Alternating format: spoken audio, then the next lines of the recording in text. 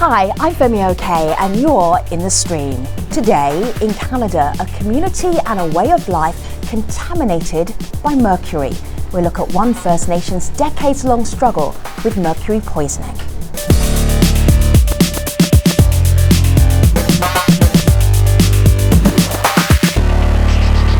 So this is a story that's pretty well known in Canada, but for our international community, Malika Bilal, how are they reacting to this story of contamination in First Nations, particularly this area around Grassy Narrows?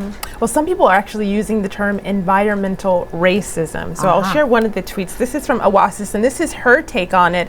The poisoning of water, she writes, it's part of an ongoing colonization of Indigenous lands and bodies. Now, it's something we'll discuss, but we can't do it without your help. So tweet us your questions and your comments to join this conversation. Just make sure to use the hashtag AJStream. So let me tell you a little bit more about what happened in Grassy Narrows. More than 50 years have passed since a paper mill dumped 10 tonnes of mercury waste into an Ontario river system, and those toxins poisoned the water and fish of the Grassy Narrows First Nation, and residents say that it's led to decades of health problems that continue to this day. Community leaders are still asking for a clean-up and better medical assistance for those suffering the debilitating effects of mercury poisoning. And while the Canadian government did acknowledge mercury poisoning in a 1985 settlement, Grassy Narrows activists say that the severity of their problems is being downplayed. Protests last month in Toronto have now persuaded the Ontario government to review their cases. So today we're going to hear more about the people of Grassy Narrows and why they say their land is still being poisoned. And with us to talk about this, we have in Peterborough, Ontario, Leanne Simpson. She's a writer and activist. And in Innisfil, Ontario, Russ Daibo. He's a First Nations policy analyst and founding member of the Defenders of the Land Network. So Leanne and Russ, it's great to have you with us. Leanne, unless you've lived in an area that's had mercury contamination, you may not be familiar with what happens to you if you ingest it on a regular basis. Can you tell us about some of the people that you've met who have had mercury poisoning and what their lives are like? Well, at the time in Grassy Narrows and White Dog and Wabascon, the three communities that are impacted, they were relying on traditional food, fish and wild meat, for a substantial part of their diet. And so they were consuming these as they always had, because that's a very healthy thing for people to do. And as a result, they ingested a lot of the mercury that had been dumped into the English Wabigoon River system. Mercury is a neurotoxin. It builds up in the system. It builds up over time. It's very, very difficult to get out of the environment.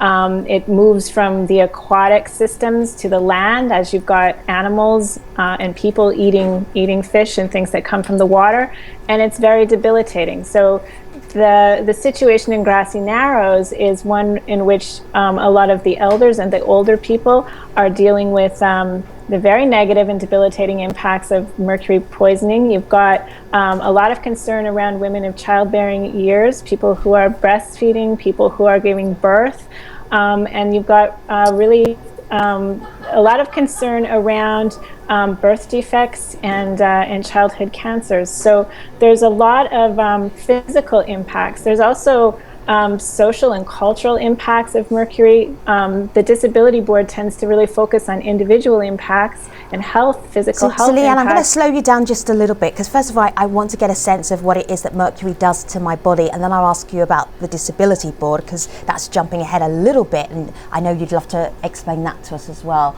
So if I was in Grassy Narrows and I was hunting, fishing, living off the land, and over a period of time, physically what happens to my body? Physically, bodies degenerate.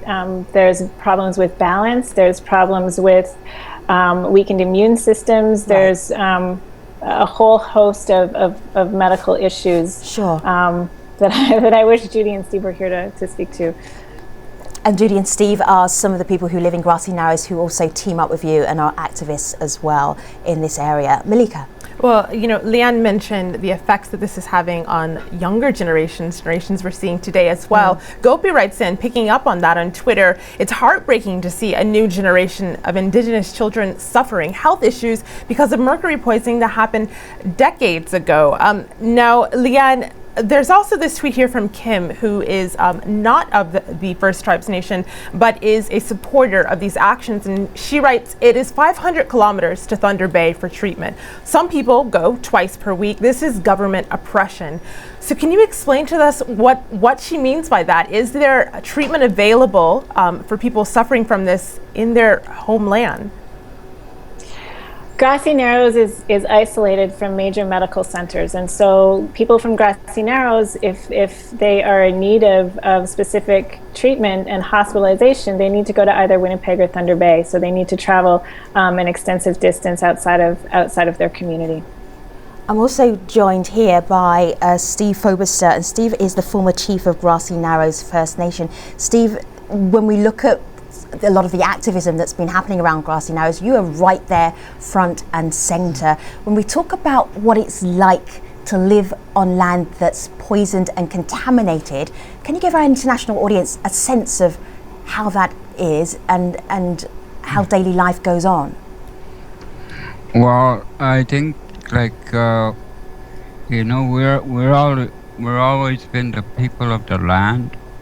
We are the land looked after us, it fed us. We hardly any use for the monetary system to survive. It's always off the land, and when you think of something that it's hard to imagine that something that has always been looked after you.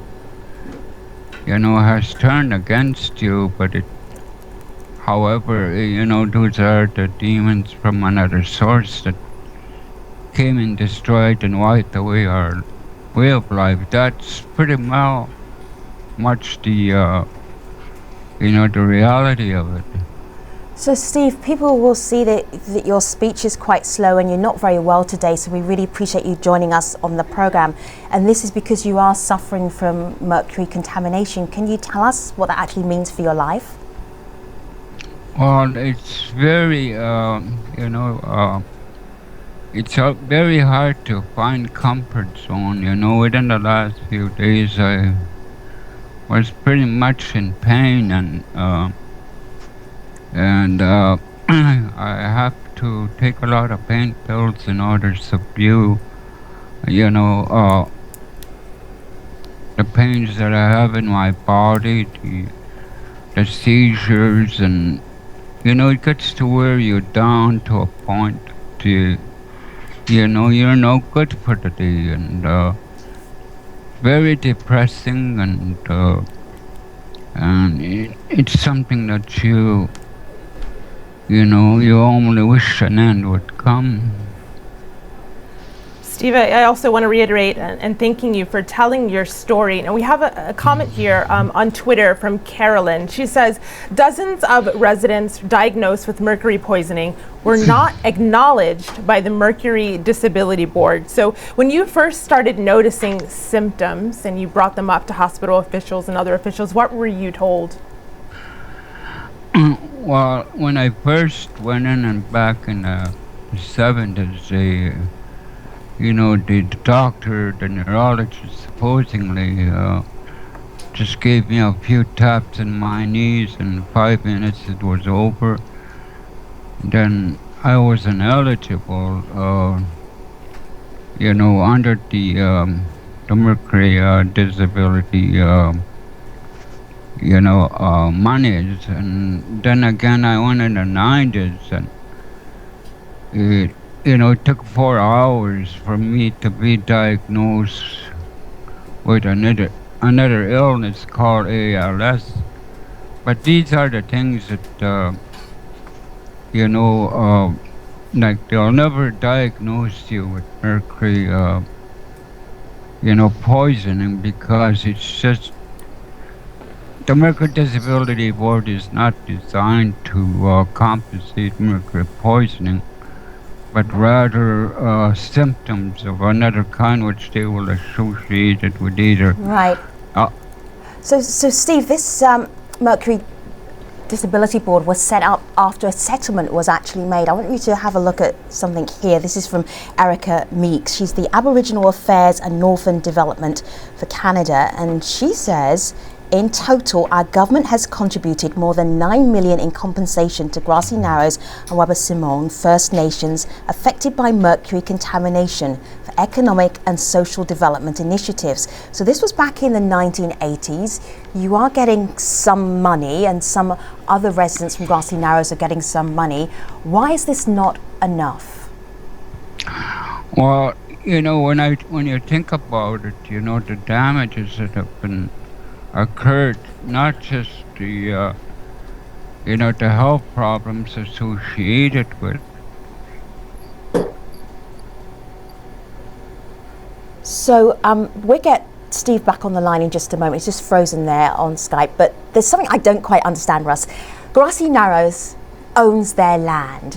Why is their land being contaminated? Why do they not have the right to say you shouldn't even be on our land?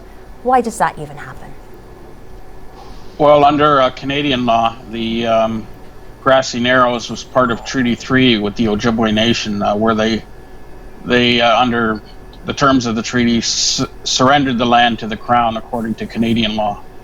And so what does that actually mean, Russ? They don't really own their land. It's just they say the land is theirs, but it's not really. Well, the Ojibways have their interpretation of the treaty, which is that they shared the land with the newcomers, the Europeans that came to what's now Canada.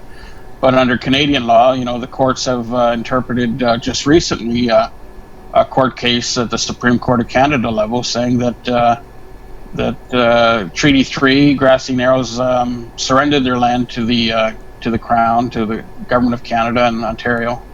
And those governments have the right to manage the natural resources on the land and to take up those lands, for anything they want to do. Pretty much, as for economic development, pretty much. Although there are treaty obligations in there that they are to protect the hunting, fishing, and trapping rights of the Ojibways, including Grassy Narrows. But to add insult to injury, you talk about the mercury poisoning, which is from a paper mill. The forest industry wants to go in there again and clear cut their territory on top of what they've already done in terms of poisoning them with mercury. So what would be the impact of clear cutting then, Russ? Well, it would destroy their ability to hunt, fish, and trap and gather in the forest that they live in, because they live in the forest. And as you heard Steve say a few minutes ago, they don't completely rely on the monetary system. They rely on the traditional activities that they continue to do in the forest for their survival. Okay.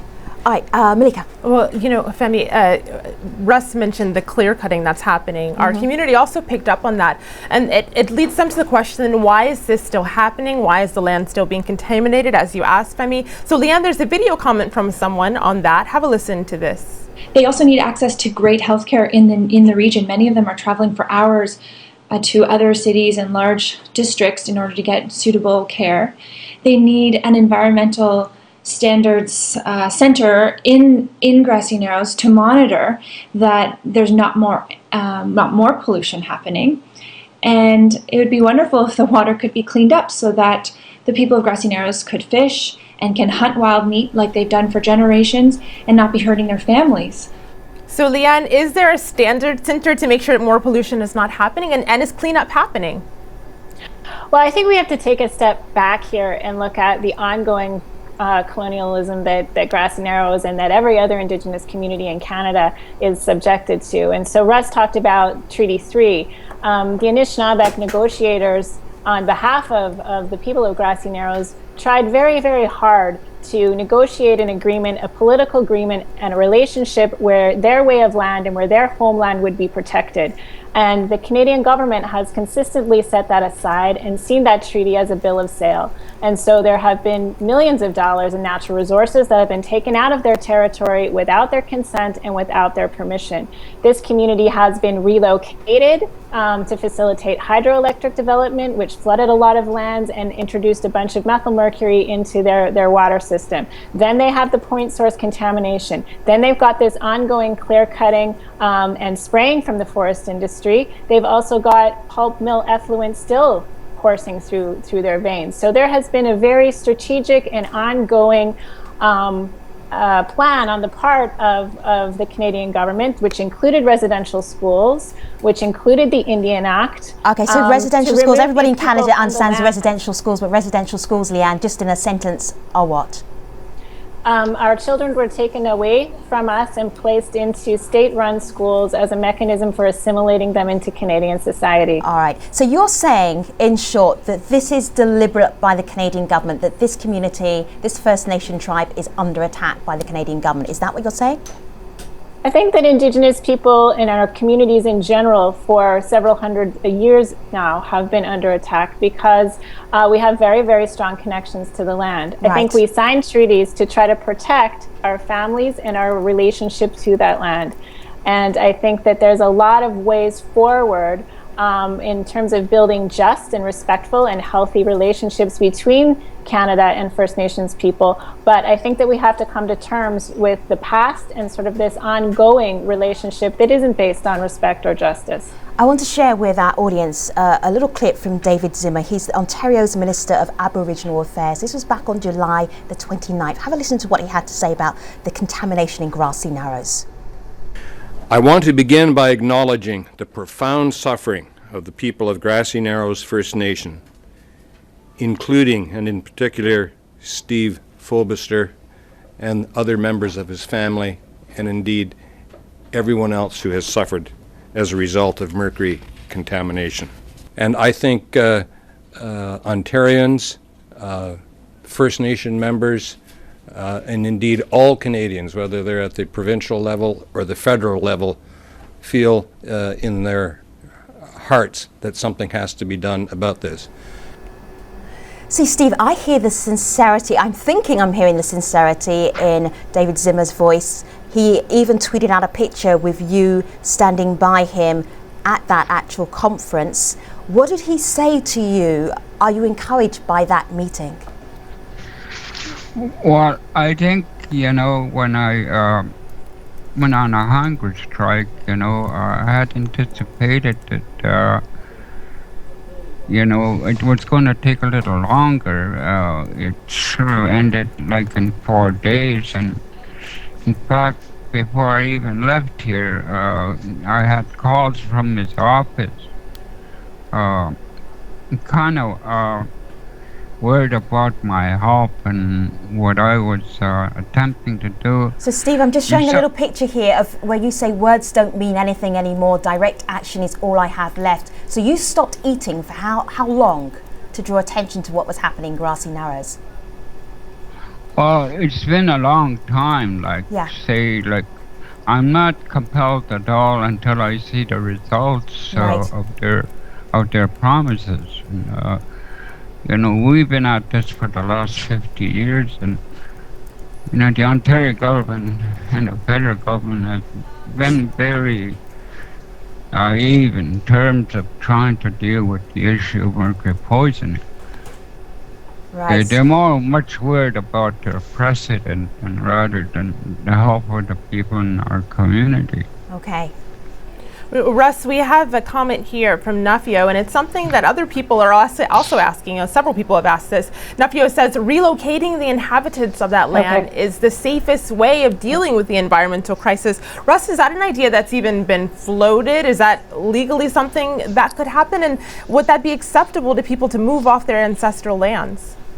Well, the thing is that we've been, relocated once already, and that's was kind of a disaster for the community, and it took a while before we could recover from that forced move by the Department of Indian Affairs in 1963. And now to do it again, we've been moving around for the last 500 years. Where can we go? Just one point I think I'd like to make is people should understand there's two levels of government here in Canada. There's a national government, federal government, and there's 10 provinces and 3 territories. And Ontario is one of the provincial governments, and they have jurisdiction over natural resources. The federal government has this Indian Act, this Colonial Indian Act, a law that they've been applying since 1876 over all Indians, where they've moved Indians onto reserves and taken over the lands and resources, the provincial government, for the economic development of settlers, in Canada. And that's the thing, is that regardless of where Indian people are located, the government's always after the resources where they are. There's $600 billion of resources that the federal government, Stephen Harper government, is after right now, which includes, oil and gas pipelines, forestry resources, minerals. They want to have mines, and relocation isn't really an answer. It's about including Indigenous peoples in the decision making about resource management that affects them. I mean, there's the Pick Harbor situation in Nova Scotia, where there's a pulp mill, where there's birth defects. That's been going on for decades. There's all kinds of environmental disasters. There's the gold mine in Yellowknife that they're saying is going to cost $1 billion to clean up. Right. So this is a money issue. Leanne, we're in the last 30 seconds of this part of the program. What did you want to add just before we wrap up? I think relocation is just another slap in the face. I think the answer here is respecting the spirit and intent of Treaty 3. It's respecting that Grassy Narrows has the right to say no to development and to protect their land. And it's understanding that First Nations people have an intimate relationship with their local land. And that has to be respected because it's the basis of everything that's meaningful to us.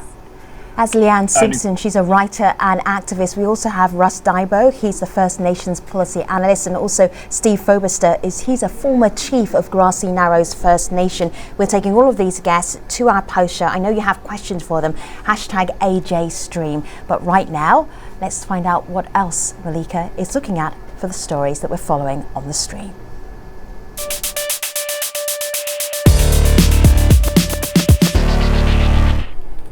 Our first pitch comes from our community in South Korea, where huge crowds turned up for the Pope's visit, but one man is standing out.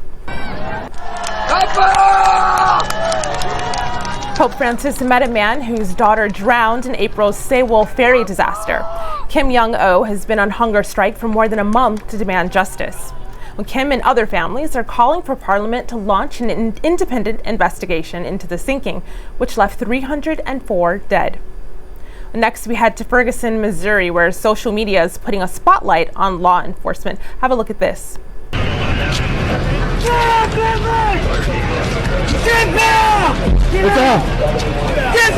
out of here! You keep that light up, or you're getting shot with this! The light's off! Get that off! Leave it off! According to the reporter who took this video, the man screaming is a police officer who allegedly pointed a gun at him and demanded he stop filming. What the man didn't know, the reporter was broadcasting a live stream online. Nicholas tweets, "Real smart. Cop just told live streaming cam with 40,000 viewers that he will shoot if he doesn't turn his light off." Well, for many, live streams have become crucial for watching the story unfold in Ferguson, more than a week after police shot and killed an unarmed black teen. Amanda tweets, "There's a war going on in Ferguson. Cops have military weapons, public have cell phones with cameras. Cops shoot, shoot back. #film the police." Well, on Tuesday's show, we're covering Ferguson, and we want to hear your thoughts, so be sure to tweet us with #AJStream. This is a huge social media story. It really is. I am watching live streams during curfew time, so even the press is off the streets and you can still watch the live streams. I'm seeing lots of different hashtags, and there's so much more to talk about. What we're talking about on Tuesday's show is what happens to a community when its police force becomes militarized. We'll discuss what many call the arming up of law enforcement in the wake of those protests in Ferguson, Missouri. Stay with us. The post show is next. Stream.aljazeera.com. See you there. Thanks for watching.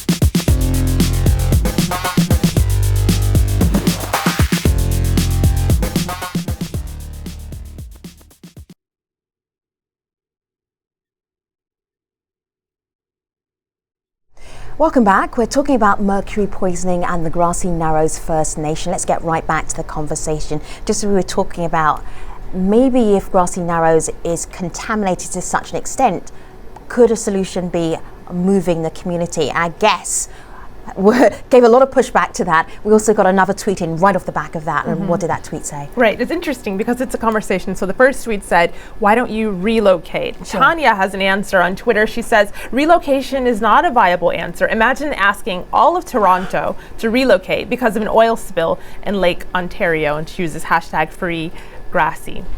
So Steve, you listed, and Leanne and also Russ as well, all of the things that have been done to your community. You even went on a hunger strike to draw attention to it. The activism that you're displaying, the pushback that you're displaying is really impressive. Can you tell us some of the other strategies that you're using to try and get at least a cleanup happening where you live? I think that and this is for Steve, and then Leanne, you can jump in after that. I think we've utilized like the blockade in the beginning to get our message across. You know, And Steve, Steve, tell us about the blockade. What is it? It started by young people, which they block all logging activity into our land use area or our sphere of influence, because logging companies has been the source of our misery and mercury contamination. Like the pulp mills upstream, which dumped all the mercury, and they get their products from our territories, like the trees, and they keep their pulp and paper companies running, and so basically, there's a blockade to actually keep the loggers out. How did that work? It's been effective because I think we have our message across. You know, enough is enough. It's been effective, and as a result, you know, I had to go on a hunger strike as a result of the sick children that are in the community. Like, some of them are in their dying bed, and it's so sad to see that. As for me, I'm at the end of my life, and so I kind of took, you know, the notion that I'm going right to the end, and I was prepared to go to the end. Right. And Leanne, what did you want to add?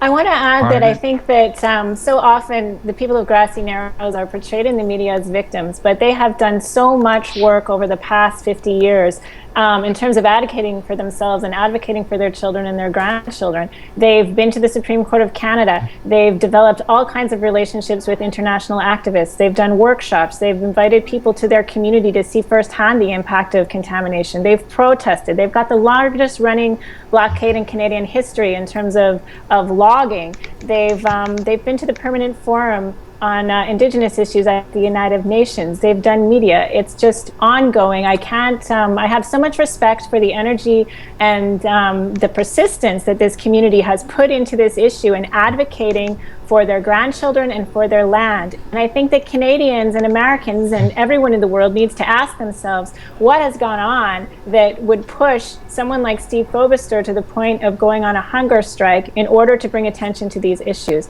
I think that's a hard question that people need to think about. So when you're listening, everybody, to Steve, you can obviously see he's not well today. He's not well many days. What he has is something called Minamoto disease, and that disease was named after a place in Japan called Minamoto, where a big chemical spill happened there, and this was back between 1930s for several years that this happened, and then the population said, this is not okay. There were lawsuits, there was a lot of pushback to the officials, and eventually it turned into this eco-haven. So Russ, it took them 40 years to even get an apology in Minamata. Do you feel that Grassy Narrows might be the Minamata of Canada? Does it have that potential? Well, I mean, there's a lot of comparisons. I believe it was a Japanese doctor that came over and diagnosed Grassy Narrows people with that disease, 20 or 30 years ago, and I think that's what led to the compensation board that was set up. I think the situation at Grassy Narrows is very sad. It's shameful. Canada tries to portray an image, that it protects human rights of peoples around the world. It's pretty clear that certainly the government of Ontario is complicit in this. Like I said, there's a provincial government and there's a national federal government, and both levels of government are responsible for the mess that's up there, and they should both be involved in resolving it with the community people, respecting the treaty, as Leanne and Steve have pointed out. It's they're going to, I think, have to get the support in a political struggle with a lot more Canadians on their side and other First Nations, other Indigenous peoples to support them as well, because it's not going to be. It seems that the government only reacted to a press conference. That right. Conference that David Zimmer did. It was a direct result of Steve having to go for hundreds of kilometers down to Toronto with the chiefs from across Ontario with him to embarrass the government of Ontario into action. They wouldn't have done that otherwise. They're not doing that out of the kindness of their heart. So it's going to take continued pressure to try and resolve this. Well, Leanne, the question online that I'm seeing is, what does that pressure look like? So Ahni has a suggestion on Twitter. For one, this person writes, the government should help establish a new sustainable economy on Grassy Narrows' term. But what would that look like in practice, Leanne? Well, I think that one of the impacts of the mercury contamination is a direct attack on the traditional economy of Grassy Narrows. So I think that, and that economy is tied to our politics and it's tied to our culture. So I think that there needs to be an honest conversation about the impacts of this contamination and what the responsibilities are in terms of cleaning it up and in terms of establishing a culturally appropriate, culturally inherent economy that is focused on the well-being of everyone that lives in Grassy Narrows. I think that Grassy Narrows needs every Canadian speaking up and putting pressure on their provincial governments and pressure on our national governments to deal with this issue and to come to a resolution that is just for the people of Grassy Narrows on their terms. So Leanne, how much is that happening right now? Do you feel there's momentum? Do you think Steve's hunger strike helped get some momentum going? I think that every action that the people of Grassy Narrows take helps to get the momentum, but I think we need many, many, many more people speaking out and ready to stand up in support of Grassy Narrows, to stand up with Grassy Narrows, to put that pressure on the federal government. Right, let me show you something here. CTV News on my laptop. Ontario Minister pushing for review of mercury poisoning compensation. Steve, I want to leave the last word with you, really. I felt there was some cynicism in your reaction to David Zimmer when you met up with him. Your reaction was, well, let's see. Do you feel that he might be the political muscle that you need? Well, I kind of think that, like before, I've been able to tell other ministries that came here before. I had private conversations with Zimmer, and I just hope that what he's saying is coming from the heart rather than worrying about his political status or whatever other people that are, been ignorant all along regarding our situation here in Grassy. He's not moved by them. Like I say, we faced, environmental racism, throughout the last 50 years, and I hope he doesn't buy into that. This is Steve Fobister. He's the former chief of Grassy Narrows First Nation. Steve, I know you're not feeling great today. We really appreciate you being part of our conversation. It would have been hard to have it without you.